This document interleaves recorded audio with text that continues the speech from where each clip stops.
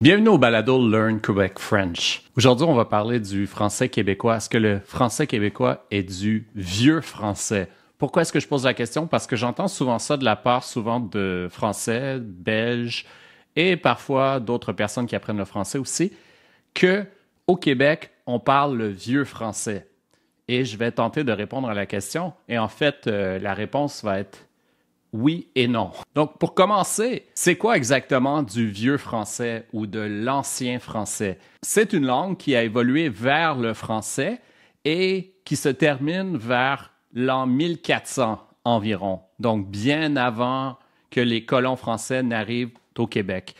Et si on essaie aujourd'hui de lire un texte en ancien français, comme par exemple la chanson de Roland, qui date du 11e siècle, on va trouver que c'est pratiquement impossible à comprendre sans traduction. Voici par exemple un extrait de la chanson de Roland. C'est « Cumpais Roland, l'olifant car sounes, si l'orat Carl forat los retourner, succurat nos lires au tout sun barnet. » Si on le traduit en français moderne, « Compagnon Roland, sonne l'olifant, si Charles l'entend, il fera retourner l'armée. » Le roi nous portera secours avec toutes ses troupes. Le français québécois n'est clairement pas de l'ancien français, mais si on remonte à 1534, avec un texte de Jacques Cartier, on va voir que le français a quand même beaucoup évolué depuis cette date. Si on lit ce texte, on a quelques difficultés à comprendre aujourd'hui.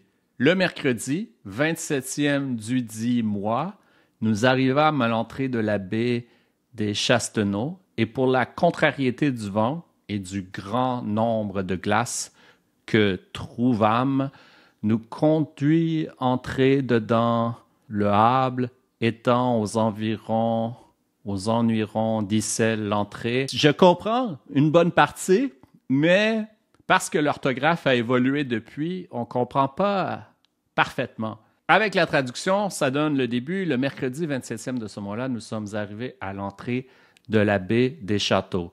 À cause du vent contraire et du grand nombre de glaces que nous avons rencontrées, nous avons dû entrer dans un havre situé aux environs de cette entrée, appelé le Rapon. Si on arrive à la fondation de la ville de Québec, le premier établissement permanent de la Nouvelle-France à Québec, en 1608, le texte de Samuel de Champlain est facile à comprendre encore aujourd'hui. Le 27e jour, nous fûmes trouver les sauvages à la pointe de Saint-Mathieu, qui est à 1 lieue de Tadoussac, avec les 2 sauvages que mena le sieur Dupont pour faire le rapport de ce qu'ils avaient vu en France et de la bonne réception que leur avait fait le roi. Ayant mis pied à terre, nous fûmes à la cabane de leur grand Sagamo, chef, qui s'appelle Anadabijou, et nous le trouvâmes avec quelques 80 ou 100 de ses compagnons qui faisaient tabagie, festin, lequel nous reçut fort bien selon la coutume du pays et nous fit asseoir auprès de lui. On comprend parfaitement bien encore aujourd'hui le texte de Samuel de Champlain. Évidemment, les colons qui sont arrivés au Québec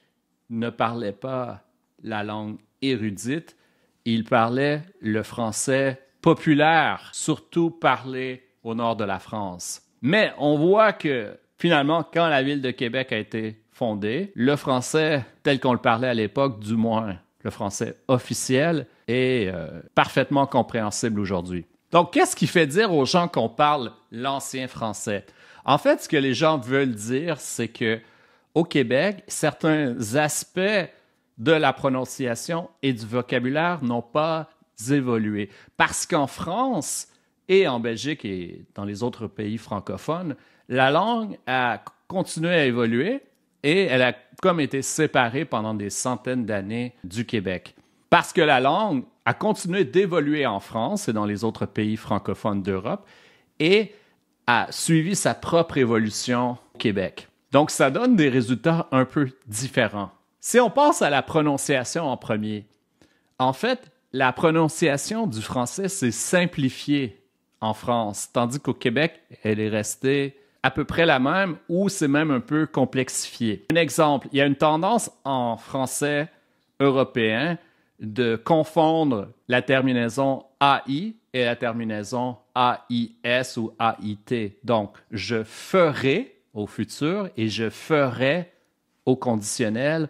ont tendance à se dire tous les deux de la même façon. Donc, je ferais dans les deux cas. Et même chose, si on lit un texte qui est au passé simple, à la première personne, aimer serait j'aimais. J'ai l'impression qu'on entend surtout est au lieu de est. Donc, j'aimais au lieu de j'aimais, qui serait la forme correcte du passé simple. Mais encore plus complexe que ça, on a tout un paquet de mots qui se différencient en français par un accent circonflexe, souvent, et par une consonne double. Par exemple, maître et maître, pâte et pâte. Et en France, l'évolution phonétique fait que les deux mots se prononcent de la même façon. Cette paire de mots qui était au départ une voyelle longue et une voyelle courte, indiquée par la double consonne pour la voyelle courte, se prononcent de la même façon finalement.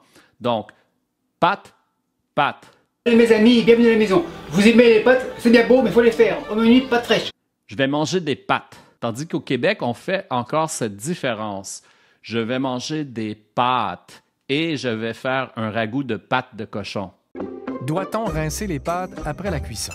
Tout dépend de l'utilisation qu'on fait des pâtes. Si vous écoutez bien, des pâtes, la voyelle est plus longue, et pâte, la voyelle est courte. Maître, maître. Une autre voyelle qui a disparu du français parlé en Europe, c'est la voyelle UN, la voyelle nasale 1. La nature. Ça fait du bien de se retrouver seul sur une île avec 10 000 mouches noires et un bon bol de hall brun. Hall brun facilite la régularité, c'est-à-dire qu'il permet régulièrement de... Pardonnez-moi, je reviens tout de suite. Qui se prononce en France comme IN. Donc, lundi se prononce au Québec comme ça, lundi, tandis qu'en France, on le prononce lundi. Si l'idée de te rendre à ton travail le lundi matin te hante... Et c'est ainsi qu'on dirait un bon vin. Québec en 3 voyelles distinctes. Un bon vin. Et en France, la première et la dernière voyelle seraient la même. Une autre petite évolution que j'ai remarquée, c'est la prononciation du son O, qui peut être soit ouvert et fermé. Mais en France, on a beaucoup de O qui sont fermés. Au Québec, qu'on prononce comme des O ouverts en France. Donc, au lieu de dire une faute au fermé, on va dire une faute, et ainsi de suite. Moi, ce que je te conseille, c'est d'anticiper un petit peu les choses. Au lieu de dire les autres, on va dire les autres, ou quelque chose comme ça. Une autre petite complexité de la prononciation du français québécois, c'est la diphtongaison, ou cette petite voyelle supplémentaire qui est rajoutée et qui fait rire beaucoup de gens parce que ça donne un aspect un peu rural à la prononciation du français québécois. Par exemple, la fameuse prononciation de Montréal qui fait qu'on dit « ma mère » au lieu de dire « ma mère ». Donc, quand je dis « ma mère », c'est comme si je rajoutais un petit « a » ma mère. Ici, 11% des couples comptent un parent au foyer, puis dans 90% des cas, c'est la mère qui travaille pas. D'autres exemples de diphtongaison. Mon père se prononce pas e. Mon père. Un rêve se prononce a-e. Rêve. Mon rêve, c'est d'aller en France. Le cœur se prononce a-e. Le cœur, a-e, a-e. Le cœur. Le nord, a-u. On s'en va au nord. On s'en va au nord. J'exagère un peu pour les besoins de la cause. C'est quelque chose qui se fait naturellement. Si vous m'écoutez parler, je le fais quand même dans mon français un peu plus soigné que j'utilise dans les balados. Mais c'est vraiment la prononciation que j'ai apprise moi aussi. Il n'y a rien d'extraordinaire là-dedans. C'est un phénomène qui existe dans plein de langues. Il ne faut pas capoter avec ça, comme on dit. Mais c'est ce qui fait qu'au final, la phonétique du français québécois me semble un peu plus complexe que la phonétique du français européen. Ensuite, ce qui fait que les gens disent qu'on parle le vieux français ou l'ancien français au Québec, c'est qu'on continue d'utiliser des termes qui ont disparu en France. Et souvent, j'entends dire des choses comme « Ah, c'est pas correct de dire présentement » ou « C'est pas correct de dire ennuyant au lieu d'ennuyeux ». Mais en fait, si on cherche ces mots dans le dictionnaire, on va les trouver. Ils existent. C'est juste qu'ils sont tombés dans l'oubli en France et une forme est privilégiée plutôt qu'une autre. Quelques exemples pour vous faire remarquer quelques exemples. Le terme « barrer une porte » pour verrouiller une porte est encore utilisé dans certaines régions de France, par exemple dans le nord de la France, en Normandie. Le fameux « présentement » qu'on utilise souvent comme exemple au Québec de différence avec le français de France. En fait, c'est un adverbe qui existe depuis le 12e siècle en français. On le trouve dans les dictionnaires et depuis longtemps, c'est juste que c'est un adverbe vieilli qu'on n'utilise plus vraiment, qui n'est plus actuel, sauf au Québec et au Canada francophone. La noirceur, qui est un beau nom pour désigner l'obscurité. L'expression « ça adonne que », ça adonne bien que tu sois là, je voulais te voir. Ah, ça adonne mal, je peux pas aller à ta fête, je dois travailler. Adonner peut s'utiliser en français, par exemple, s'adonner à la musique, c'est-à-dire je fais quelque chose avec passion, par exemple, j'étudie la musique, je la pratique. Mais au Québec, on utilise ce verbe-là de différentes façons, par exemple, s'adonner avec d'autres personnes, s'adonner avec ses amis, c'est-à-dire s'entendre bien, et aussi ça adonne bien, qui veut dire ça tombe bien, ça arrive à temps. V'là 10 ans, au Québec, on utilise beaucoup cette expression pour dire « il y a », et en fait, c'est seulement une forme de « voilà » qu'on trouve dans n'importe quel vieux roman en français pour dire « il y a ». Donc, voilà 10 ans que je ne t'ai pas vu. Ce qui fait très littéraire, mais en bon québécois. V'là 10 ans que je ne l'ai pas vu. Faire croire quelque chose à quelqu'un, par exemple, se dit au Québec souvent comme faire accroire. Je fais accroire que je travaille, puis tu fais accroire que tu me payes. Une façon de parler qui me fait penser à l'espagnol, nous autres et vous autres, à la place de nous et vous, dans des contextes où il n'y a pas d'opposition, on utilise ça au Québec. Par exemple, elle n'agit pas avec moi comme elle agit avec vous autres. Dans une langue soutenue, on dirait avec vous. Veux-tu venir au restaurant avec nous autres? Au lieu de dire avec nous. Ennuyant pour boring est la forme qu'on utilise le plus au Québec, tandis qu'en France, on va plus utiliser ennuyeux, mais les deux mots existent, donc il n'y a pas une forme qui est incorrecte, c'est juste que avec le temps, on a préféré ennuyeux en France, en Europe, et on a gardé ennuyant au Québec. La prononciation qui paraît un peu vulgaire de toi, moi, qui se prononce moi, toi, c'était, j'ai entendu dire, une ancienne prononciation du français et que c'était même la prononciation correcte du français à une certaine époque, donc si on remonte à la cour du roi Soleil ou quelque chose comme ça. Au Québec, les repas de la journée sont le déjeuner, le dîner et le souper. En France, on parle du petit déjeuner, du déjeuner et du dîner. Selon l'historien Alessandro Barbero, historien italien, vers le 18e et 19e siècle, toutes les classes bourgeoises et aristocratiques en Europe ont commencé à prendre leur dîner de plus en plus tard pour se différencier des classes ouvrières qui devaient se lever très tôt le matin pour travailler. Donc, c'était une sorte de mode, une certaine forme de snobisme.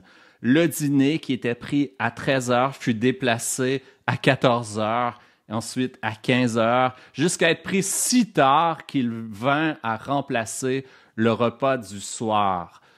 Et au Québec, on a gardé les anciennes appellations de déjeuner, dîner, souper. Donc, en fait, on a gardé les appellations originales et c'est plutôt en France qu'on les a transformées pour le petit déjeuner, le déjeuner et le dîner. Autre terme archaïque qu'on a gardé au Québec, abrier. Ma grand-mère me disait, veux-tu que je vienne t'abrier avant de dormir quand j'étais enfant? C'est issu de l'ancien français qui signifiait à l'origine se mettre à l'abri. Et il semblerait qu'on l'utilise toujours en Normandie et en Bretagne. Au Québec, ça veut dire couvrir d'une couverture, protéger des objets en les entourant d'un matériau quelconque.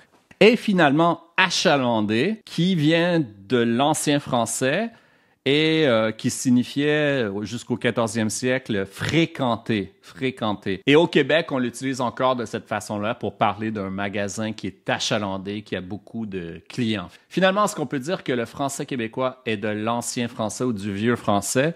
C'est pas tout à fait exact comme on a vu, mais c'est pas complètement faux parce que le français a évolué à sa façon et aussi a gardé des caractéristiques de prononciation du vocabulaire qui ont disparu dans le reste de la francophonie, mais qu'on a gardé ici.